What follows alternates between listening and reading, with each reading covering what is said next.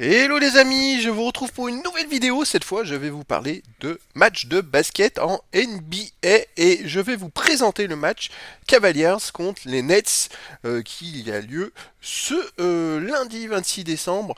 Alors, à 1 h du matin, heure française, ça sera le mardi, mais le match a lieu le lundi aux USA. Donc, je vais vous donner plein d'informations, de statistiques, et puis essayer de voir s'il y a une tendance qui se dessine à ce match, euh, avec un petit pronostic de ma part. Voilà, le basket est un peu particulier, c'est pas comme le foot.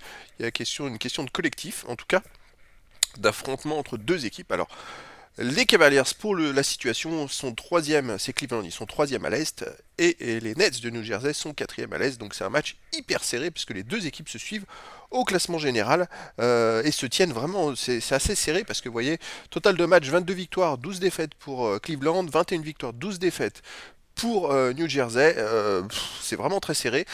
Alors maintenant, on va s'intéresser aussi à domicile. À domicile, Cleveland, les Cavaliers ont fait 16 victoires et seulement 3 défaites. Et à l'extérieur, les Nets ont fait 9 victoires et 7 défaites.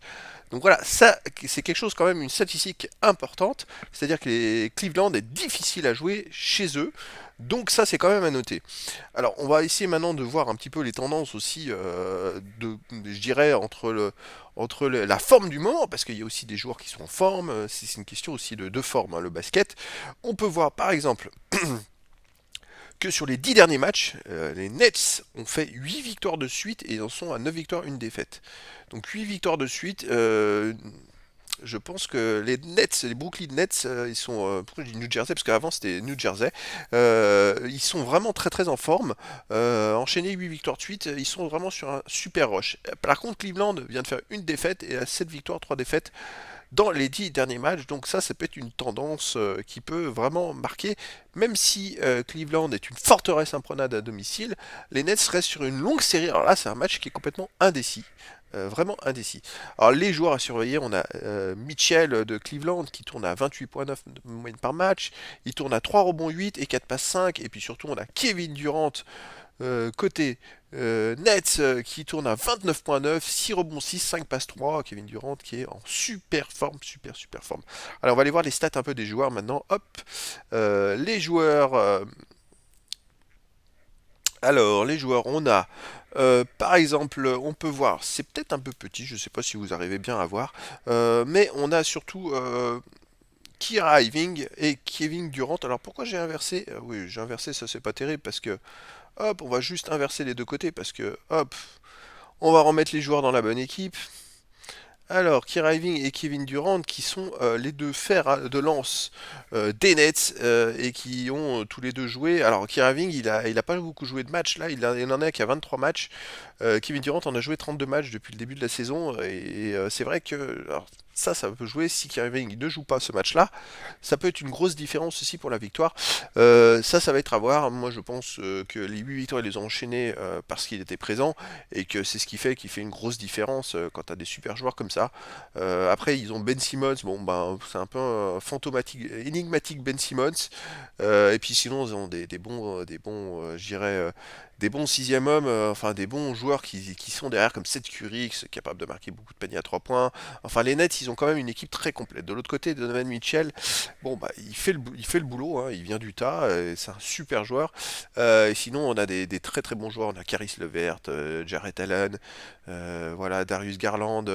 C'est une équipe qui est capable vraiment de jouer très bien collectivement et qui à domicile aussi est très costaud. On a aussi l'ancien comme Kevin Love capable d'apporter son expérience. Puis des fois, il rentre, Kevin Love, il est capable de marquer un grand nombre de paniers à 3 points côté Cavaliers. Donc ça, c'est vraiment intéressant. Alors, on va aller voir sur une autre stat. Hop, voilà.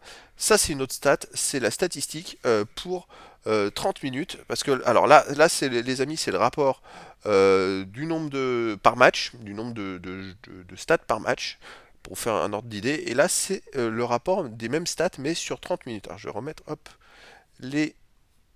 Je sais pas pourquoi j'avais inversé ça. Hop, voilà. Alors, ça, c'est sur 36 minutes. C'est un rapport sur 36 minutes. Alors, ça reflète, je dirais, mieux la réalité du jeu parce qu'il y a des joueurs qui peuvent rentrer que 10 minutes. Alors, effectivement, celui qui va jouer 35 minutes, il va pouvoir les faire à 100%. Et celui qui rentre 10 minutes, il va pouvoir être à 200%. Donc, il y a des fois des stats gonflés. Mais ça permet de montrer, ces statistiques-là, qu'il peut y avoir des remplaçants qui sont très très bons, qui sont capables de jouer pas beaucoup, mais à haute intensité, et sont capables de faire des grosses différences. Et c'est là que je dirais que ça peut jouer beaucoup sur des matchs qui sont devenus très très très très physiques. Et là par exemple on a Evan Mobley côté Cavaliers. Vous voyez, il a joué les 34 matchs, il tourne, il a joué 1100 minutes, il est pas mal, hein, mais sur 36 minutes, il tourne à 15.6. Alors quand on revient à Evan Mobley, il est ici par match, il tourne à 14.7. Mais quand on le rapporte à 36 minutes, ses statistiques sont meilleures. Pareil pour les rebonds, 9.6, il a des rebonds, il est meilleur. Alors c'est normal, c'est un jeune, il a 21 ans, il est plein d'énergie et voilà, il va continuer à progresser. Donc c'est ça qui va être intéressant. Après, il faut essayer de repérer. Par exemple, je pense à Kevin Love. Voilà, Kevin Love, on va remonter. Kevin Love, il tourne à hop, 9.1 par match, 6 rebonds 9. Voilà, il a toujours des petites stats intéressantes. Sauf que quand on le remet sur 36 minutes, eh ben, ça lui fait 16.3, 12 rebonds 3. C'est-à-dire qu'en fait, Kevin Love, alors il peut jouer maintenant physiquement parce qu'il est âgé, plus le même temps de jeu qu'avant. Mais par contre, sur son temps de jeu, il produit autant qu'avant. Parce que il le fait à la même intensité qu'avant. Alors effectivement, il a, je sais plus, il a beaucoup plus, il a plus que 35 ans, il a 37, 38, enfin je sais plus quel âge il a. Donc il est plus capable de faire cette intensité sur 30 minutes, mais il peut le faire sur 10 minutes. Et bah sur 10 minutes, il a toujours les mêmes statistiques qu'avant. Si on se rappelle à 30 minutes, juste un peu moins de points, 16-3, mais il a toujours 12 rebonds, 3 passes 9, enfin voilà. Donc il apporte vraiment toujours autant qu'avant, mais pendant le laps de temps où il joue, c'est ça qui est important à noter. On a quand même pas mal de statistiques comme ça qui sortent un petit peu et qui permettent de définir une tendance, de se dire ah oui mais un match de basket ça se joue à 5 sur le terrain, mais on a aussi un banc, et si le banc est capable de faire le boulot dans les rotations, et ben c'est ce qui permet de gagner des matchs. Et de l'autre côté, vous voyez, alors là vous voyez que sur 36 minutes, on a énormément de joueurs qui se retrouveraient à plus de 10 points. Ça dénote un très bon collectif. Et de l'autre côté, les amis, de l'autre côté, alors effectivement, Kevin Durant sort du lot. On a Royce O'Neal. Alors, je sais pas pourquoi il apparaît ici, Royce O'Neal. Il apparaît ici, 9.7. Parce que je pense que c'est le deuxième joueur en termes de game. On va aller voir de l'autre côté. Royce O'Neal était troisième avec 9.5. Bon. Alors, ce qu'on peut voir ici, c'est qu'il y a beaucoup de joueurs en dessous de 10 points de moyenne par match. Mais il y a beaucoup de joueurs à 7-8 points. C'est assez impressionnant. 9 points et demi, 11, 8, 8, 4, 8, 5, 8, 5, 8, 8, 9, 7, 4. Ils ont un grand nombre de joueurs capables de marquer des points, et c'est ce qui va les rendre très très forts. Je regarde à Patty Mills par exemple. Alors Patty Mills, il est ici, il tourne à 5.8 par match, alors il paye pas de mine, 5.8 uniquement. Mais quand on le ramène, les amis, à 36 minutes, Patty Mills, il tourne à 17.3 par match, et là on voit qu'il apporte énormément. Alors c'est un joueur qui quand même marque beaucoup à 3 points, il tourne à 40% à 3 points, et donc c'est vrai que le banc, je dirais, des Nets est vraiment impressionnant pour ça. Ce sont des joueurs qui sont capables de jouer 10-15 minutes, mais super bien, à haute intensité, et capables de faire des différences. Et c'est pour ça que les Nets sont une équipe qui sont capables d'enchaîner, comme ils viennent de le faire, 8 victoires d'affilée. Alors moi je dirais que collectivement, les Nets sont légèrement au-dessus de Cleveland. Après Cleveland joue à domicile, mais je dirais quand même une petite probabilité que les Nets gagnent, surtout si ils ont les deux stars qui jouent, c'est-à-dire Kyrie Irving et Kevin Durant. Donc voilà, bon, c'était mon petit pronostic du match. Maintenant, je vous donne rendez-vous pour ce match.